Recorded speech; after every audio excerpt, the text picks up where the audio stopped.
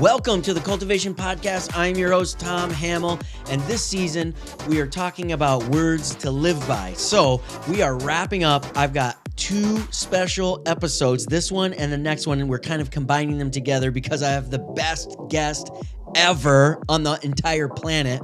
But before we get into that, let me tell you what our two words are. Our two words are purpose and comparison. And so to talk about that, a key person to my purpose is my amazing, super smoking hot wife, Jami, which if you are only listening to this on the podcast platforms, you're not watching this on YouTube, you are missing out on the best part because she is a looker. But anyways, thanks, babe, for being on the show today. You're welcome. Yes. Thanks for having me. Yes.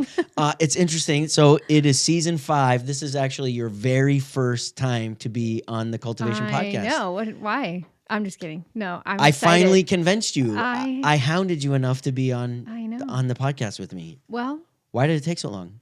Well, I don't know. I'm just not typically what I do. So, So Jami is, let me introduce her because she's more than my wife. There's more to her than that. So Jami is a certified health coach, and we did our health journey together. You hear me talk about that all the time, but she is the coach. So I often tell people I'm sleeping with my coach because she's my health coach. We have been married right now at 21 years, coming up on 21 and a half years. 21. We just celebrated 21. Okay. I have to tell her this. She doesn't know this. These episodes don't come out until April now. Oh. These episodes will be in April of 2021. Then it is 21 and a half. That's right. We have a 14-year-old now. Oh, whoa. Yep. Yes. Yes. Our oldest is weeks away from leaving for college in Europe. When this episode, can you imagine that? Nope. Yep. So not prepared. we have 2 daughters, and they're amazing and they're awesome. And so Jami's very musical. She comes from a musical family. All of them are, which is interesting because how I got plugged in, I don't know, because I can play the radio, and that's about it. That's all. That's all good. Yeah. Yeah. So our words today are purpose and comparison. So let me read the definition and then we'll talk about them. Which one do you want to talk about first? Purpose or comparison? Let's do comparison. Comparison. First. Okay. Yeah. We'll do comparison first. Okay. Comparison. The act or process of comparing, which I hate it when they use the word in the word. Yeah, it's like breaking all the rules. I was told you can't do that. Yeah. So I'll give you the next one. The representing of one thing or person as similar or like to another. Mm-hmm. The examination of 2 or more items to establish similarities or dissimilarities. So that last one is probably the closest one of where we're going to talk about today. The examination of 2 or more items to establish similarities or dissimilarities. Mm-hmm. And so one of the reasons this was on the list for this season, for this episode, comparison, is because comparison is a killer. Totally. And we have seen a lot of people get paralyzed by comparison and go into just really a funky headspace of comparison. And so let me just ask you, and this is where she gets nervous. Guys, this is the hard part for me. It's getting the questions. Getting the questions. And they're not even specific questions. I haven't even pre-thought of the questions, but for me, this is all about comparison to you because you're really good at this. Okay, so that's where I was going to ask is like, what do you think of when you think of the word comparison and how people should either add that or eliminate that from their life? Mm-hmm. I mean, just like you said, comparison can just either kill everything or it can, sometimes move you forward to wanting to be better, right? Because you can compare yourself sometimes to people that you look up to. Sure. But the comparison most of the time is what just, can kill a lot of things. Yeah, so you're saying there's a healthy comparison and an unhealthy comparison. Yeah. So a healthy comparison would be measuring yourself to someone you admire, look up to, say, Absolutely. I aspire to be like that person. Yeah. So you're Yeah. comparing yourself to, and that's really looking for more possibilities. Oh, I see that in him. Right. I see that in her. I could do that. Which is okay, I think. Yeah. Yeah. I think we can be inspired by, I think if I'm being truly authentic to who I am, most of who I am is emulating what I really admire in other people around me. Yeah. Right. Of like, ooh, I like that trait about how she runs her family or business, how he is, as a husband. And so I compare myself to that. And then I try to emulate who those people I look up to. Yeah. Right. So, and then I think also the other part of a healthy comparison would be measuring our growth. Like if I compare myself to where I was this time last year. Oh, yeah, absolutely. Right. And so which is a good thing to do. Yeah. Talking right. about your goals. Your and, goals, your growth. And that was one of our words this season was growth and determination and all of those kinds of things. So there is a healthy comparison. Absolutely. But most people live in the unhealthy comparison. Yeah. So what are some trying of those? to keep up with the Joneses. That's what I was going to ask. What are some of those traits of an unhealthy comparison look like? Yeah, just trying to do the things that another person is doing. That maybe they have a gift in something, but maybe you don't.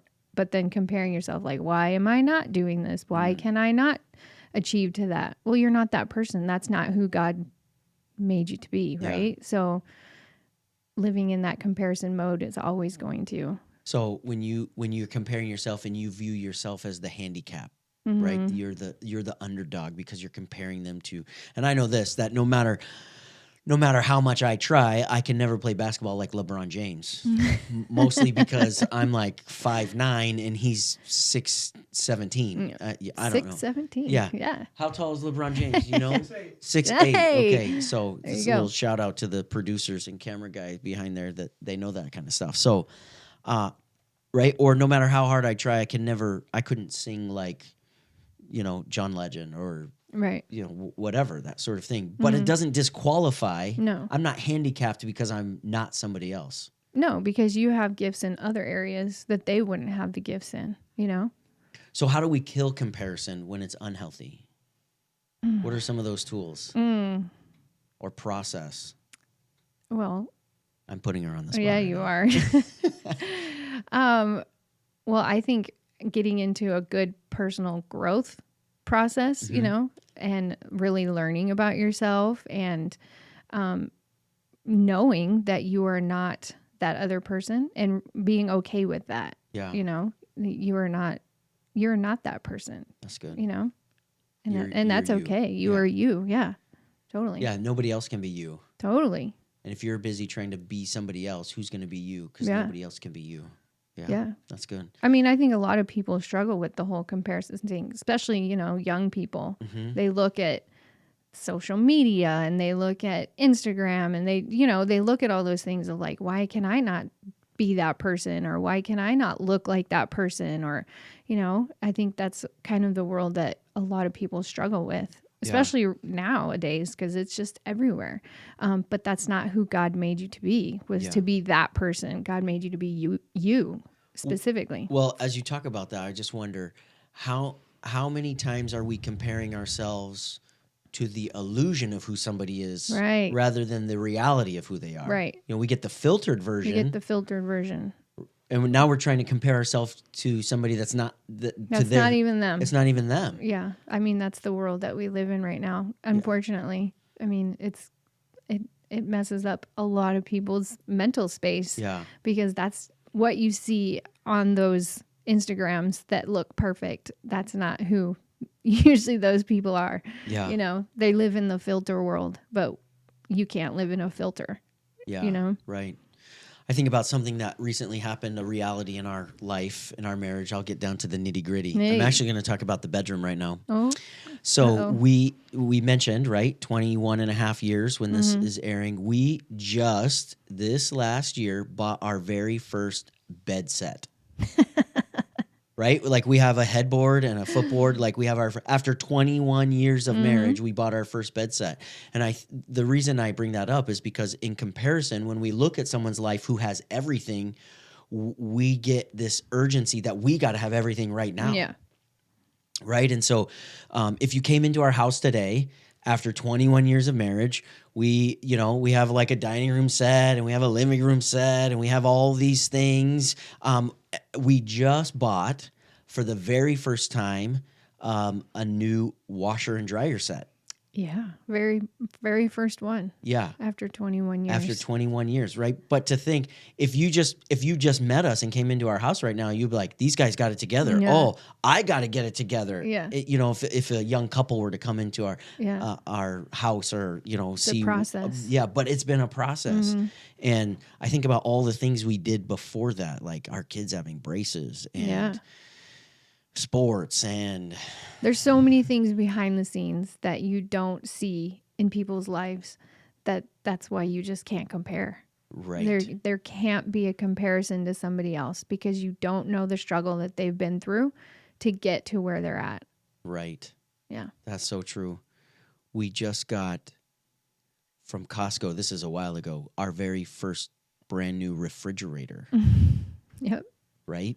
I mean, now, just so everybody knows, we didn't like buy all these things in the same week. But I mean, it's been over a process. So again, no comparison. But after 21 years, it was like, okay, it's time. We got to get these things. It's time to get these things, right? And so it's just kind of interesting where like that's where I'm saying, like if you showed up today, you would just be like, oh, these guys have everything, blah, blah, blah. And it's like, no, this has been an accumulation of 21 years. And one of our pieces of furniture is actually something that your dad built for us literally when we got married. We've had it that long. We've just held on to it. Other stuff has come and gone and broken and we've had to replace it. But yeah, because I like to move things around. And yes. It's also why we buy cheap, because it's like Jami gets tired of it pretty quickly and is like, okay, I need new decorations. That's I need new things. Available today, my book, The Life You're Meant to Lead. It's finally here. It's finally available. You can get it from Amazon. You can get it from our website, ourcultivatedlives.com. We got it in the tree version. We got it in the e-version. We got it in the audio version where I read the book by the author, The Life You're Meant to Lead, a powerful tool. Pick up your copy today. I want to jump to our next word because it kind of feeds off of the comparison word, and then we'll talk about this, and we'll talk about how have you gone through the growth process of either discovering or rediscovering a purpose in your life. The word is purpose. So let me read the definition from Webster. I looked these up online. Something that's set up as an object or end to be obtained, right? So something that's set up as an object or an end to be obtained. It's a resolution or determination. Your purpose is an end to be obtained. So when we talk about purpose, how have you lived out your purpose? Yeah. Wow. That's a big question. Yeah. Well, obviously being a mom has a big purpose in my life. Yeah. Being a wife has a big purpose in my life.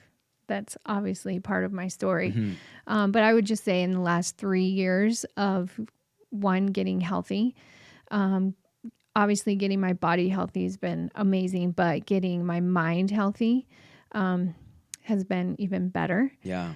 And it's awakened a new purpose in me of I am capable to do things, not just with you. Yeah. Because sometimes it's easy to have that crutch of like, my husband's my crutch and he talks and I don't have to talk when he's around. But just finding that purpose of getting to help people in their health. Yeah. And obviously, I love what we do as a couple with, ministry and all of that. We get to help people. But on my own journey of getting to help people and find their purpose has really helped me discover what my purpose is.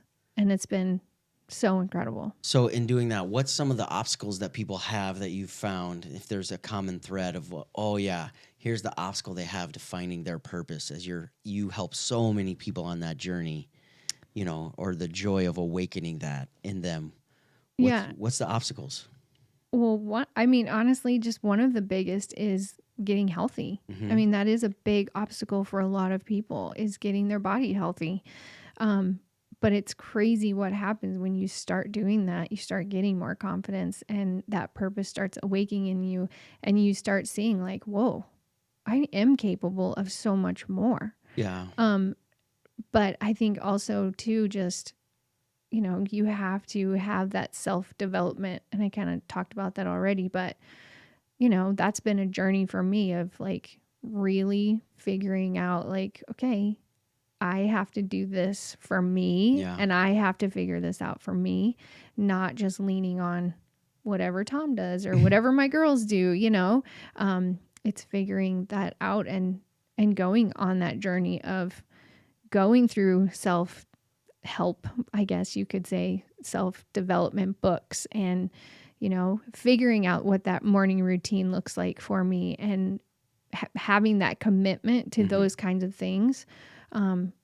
Morning routine has been huge for me lately. Yeah. It's been something that I really have embraced and I thrive on now every morning. Like at night I go to bed and I'm like, oh, I get to get up in the morning and do my morning routine. I don't know. It's something that one of my mentors really has helped us see, like, this is so important. And I know like that's a big part of what you do is have that morning routine. Yeah. And so for me, that has helped me so much. There's a few things that you said there that I just want to either circle back on or jump on is that in helping people in awakening their purpose, you talk about that people realizing they can do hard things. Totally. They can do hard things. And so kind of for you utilize the tool, the avenue of if we can first see that we can get our physical body healthy, it awakens that we can get our mind healthy. And then we can start tackling some of those other things that it's like, oh,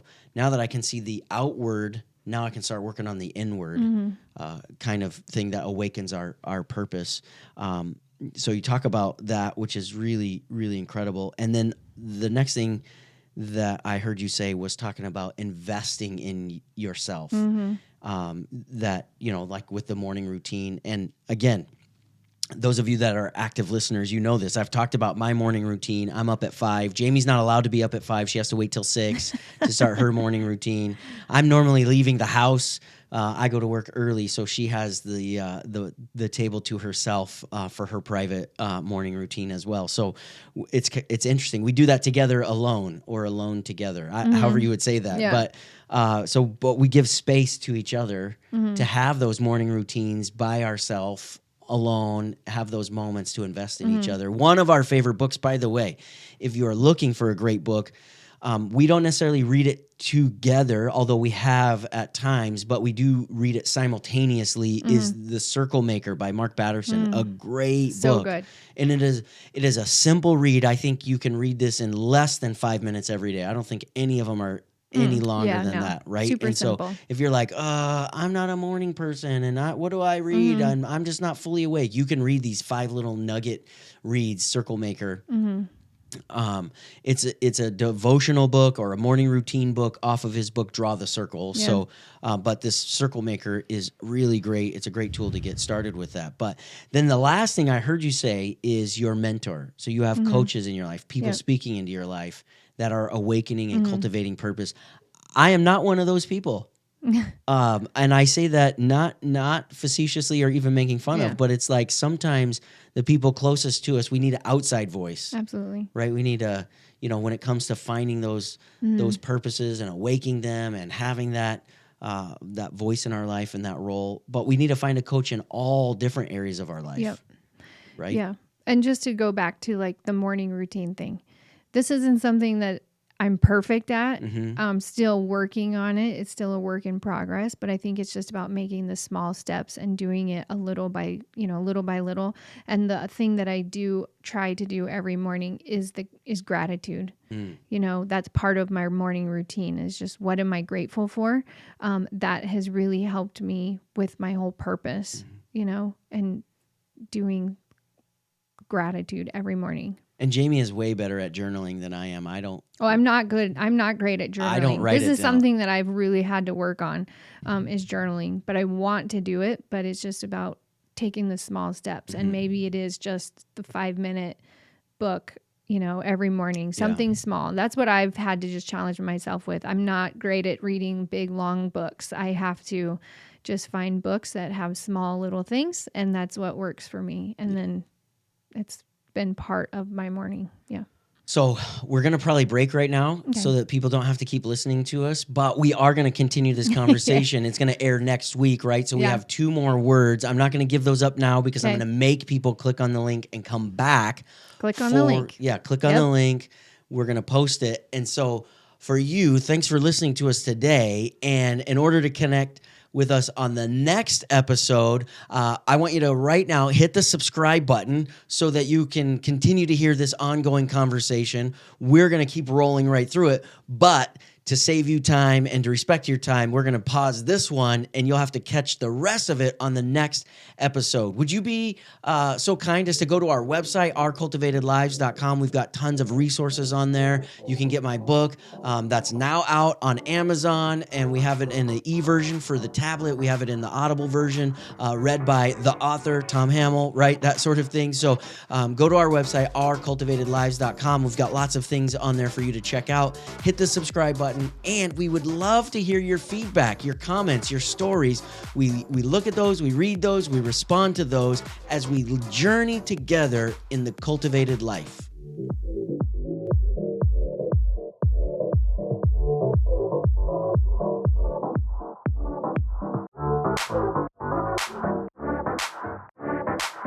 Thanks for checking us out today. Be sure to hit the subscribe button so you don't miss out on all the incredible content we have coming out. Also, we'd love to hear from you in the comment section. We read those, we respond to those as we journey together in the cultivated life.